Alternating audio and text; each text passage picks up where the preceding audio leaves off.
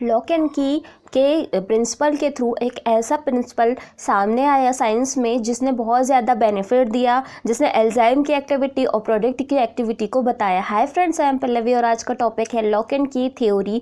तो चलिए स्टार्ट करते हैं, देखते हैं इसको आपको किस टाइप से राइट करना है। सबसे पहले इसका इंट्रोडक्शन, मैकेनिज्म की कैसे ये एक्टिविटी या एग्जाम्पल कैसे दिया गया, अदर इम्पैक्ट कौन कौन से मिले, evidence proving the existence of an enzyme, evidence and support of lock and की थ्योरी, कौन कौन से सपोर्ट थे, इंपॉर्टेंट फैक्ट और इसके लिमिटेशन क्या थे जिसके कारण इसको चेंज करना पड़ा। तो चलिए स्टार्ट करते हैं। सबसे पहले introduction. Enzyme are the biocatalyst of the proteinous nature which accelerate the rate of biochemical reaction but does not affect the nature of final product। मतलब एंजाइम सबसे पहले आपको पता होना चाहिए कि वो क्या होते हैं।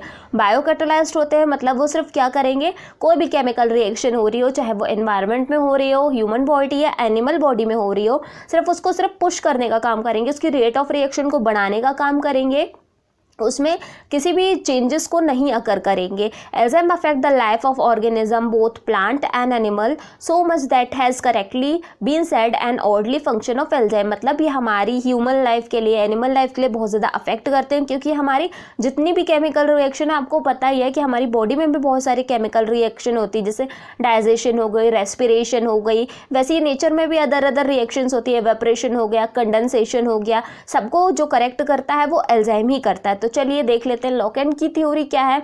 सबसे पहले जो प्रपोज किया था उन्होंने ई फिशर ने 1894 में, इसका जो प्रिंसिपल था ये था, according to this theory the physical contact between enzyme and substrate is necessary. मतलब फिजिकल कॉन्टैक्ट सबसे ज़्यादा ज़रूरी है। जैसे कि हमको अगर सनलाइट चाहिए तो हमको सबसे पहले बाहर जाना पड़ेगा, घर के अंदर तो हमको सनलाइट मिल नहीं सकती। तो इन्होंने बोला जब तक फिजिकल कॉन्टैक्ट नहीं होगा एंजाइम और सबस्ट्रेट का, तब तक न्यू प्रोडक्ट नहीं मिलेगा। वन की can open one lock only, similarly enzyme can form complex only with one substrate. मतलब जैसे कि एक ही लॉक को खोल सकती है, अगर बहुत सारी अगर हम ओपन करने की कोशिश करेंगे तो वो लॉक खराब हो जाएगा।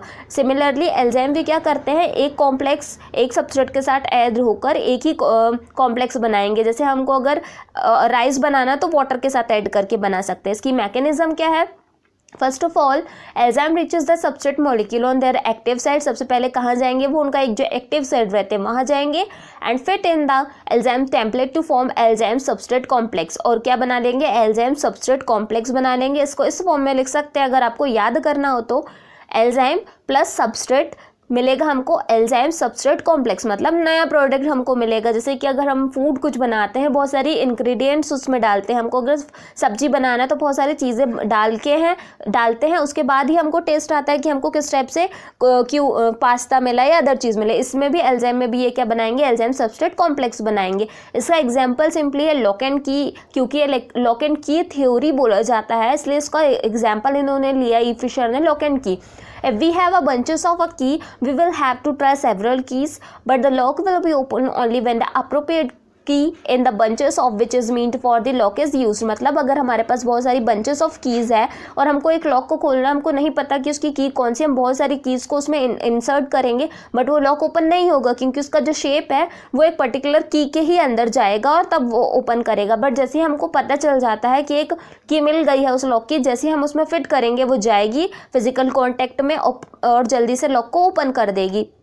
सिमिलरली लॉक और एंजाइम में भी यही होता है, वो एक पर्टिकुलर सबस्ट्रेट के साथ ऐड होगा, रिएक्शन करेगा और सबस्ट्रेट फॉर्म करेगा। Similarly, specific enzyme will be able to complete the reaction when it come in the contact with specific substrate only। जैसे कि ये डायग्राम है, substrate entering the active side of enzyme, ये जा रहा है ग्रीन वाला जो है सबस्ट्रेट है, एक्टिव साइड में जा रहा है एंजाइम के, ब्लैक कलर जो डिनोट कर रहा है एंजाइम को। यहाँ पे जैसे ही एंटर होगा चेंज करेगा शेप को, एंजाइम सबस्ट्रेट कॉम्प्लेक्स दोनों ऐड हो रहे हैं और ये क्या बना रहे हैं, न्यू फॉर्म कर रहे हैं। ये जो अलग से दिखाई दे रहा है डार्क ग्रीन और ऑरेंज, ये क्या हो रही है, यहाँ पे रिएक्शन होना स्टार्ट हो रही है और प्रोडक्ट फॉर्म करना स्टार्ट कर रहे हैं, मेकिंग करने का काम कर रहे हैं। और लास्ट में क्या होगा, दोनों फॉर्म, अगर कुछ चीज़ बन गया है तो प्रोडक्ट अलग हो जाएगा, एंजाइम अलग हो जाएगा और ये अलग से एक्टिव साइड जो थी वो क्या हो जाएगी, फिल हो जाएगी। अदर इम्पैक्ट कौन कौन से मिले थे, this theory also proves the fact that the enzyme remain unchange at the end of the reaction and has the capability to convert other molecule into product. मतलब ये क्या बताया था इन्होंने कि अदर कैपेबिलिटी भी है कि अदर मॉलिक्यूल को प्रोडक्ट में कन्वर्ट कर सकता है। Attachment of enzyme substrate depend upon the mutual fitness of molecular structure. ज़रूरी बात है, जैसे कि लॉक एंड की में अगर की में थोड़ा सा भी चेंजेस हो जाता है या लॉक में थोड़ी बहुत खराबी आ जाती है उसके फिजिकल, क्योंकि वो फिजिकल है, आयरन से बना हुआ है, अगर हमारी की कहीं गिर जाती है, उसका थोड़ा सा भी शेप चेंज हो जाता है तो वो अच्छे से फिट नहीं हो पाती है। ये डिपेंड करता है एंजाइम और सबस्ट्रेट के फिटनेस के ऊपर, क्योंकि म्यूचुअल फिटनेस बहुत ज़्यादा ज़रूरी होती है इस रिएक्शन के लिए।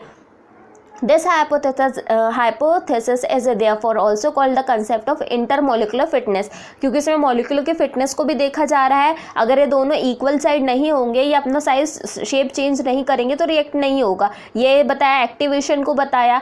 Evidence proving the existence of an enzyme substrate complex, first वाला मिला था, the enzyme substrate complex has been directly by the electron microscope और एक्सरे क्रिस्टलोग्राफी के थ्रू देखा गया।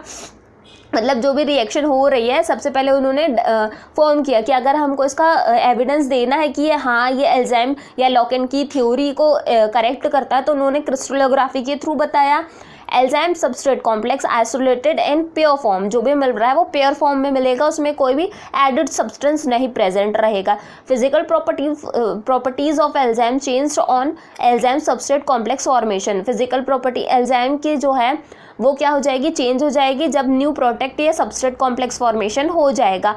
Formation of enzyme substrate complex spectroscopic characteristic of various enzyme substrate are change, जो कि क्या हो जाएगा, जो कि चेंज हो जाएगा, एंजाइम एंड सबस्ट्रेट चेंज हो जाएगा। मतलब फॉर्मेशन ऑफ एंजाइम जो भी बन रहा है स्पेक्ट्रोस्कोपी में देखा गया तो वो क्या कर रहा है, चेंज करते जा रहा है।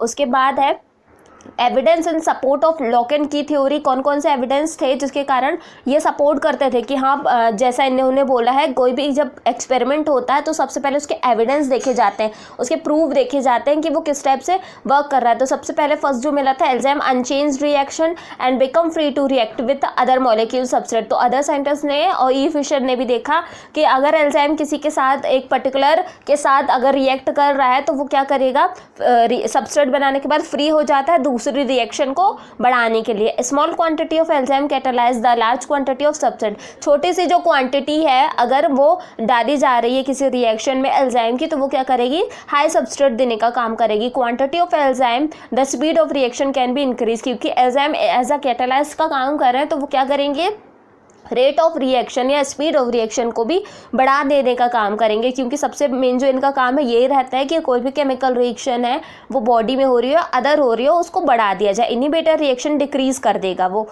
इसके बाद इंपॉर्टेंट फैक्ट जो मिले थे इस थ्योरी के, शेप मिला है एंजाइम का कि पर्टिकुलर शेप क्या हो सकता है, क्योंकि हर एंजाइम का एक अलग शेप होता है और जब वो रिएक्शन करने जाता है तो वो अपनी शेप को चेंज कर लेता है और फ्री होकर फिर दूसरी रिएक्शन करने का काम स्टार्ट कर देता है। पता चला कि पर्टिकुलर एंजाइम की एक पर्टिकुलर एक्टिव साइड होती है जिससे उसकी एक्टिवेशन एनर्जी जैसे कि डायग्राम में देख सकते हैं वो हाई कब होती है और लोअर कब होती है, एक्टिवेशन साइड पर्टिकुलरली पता चला।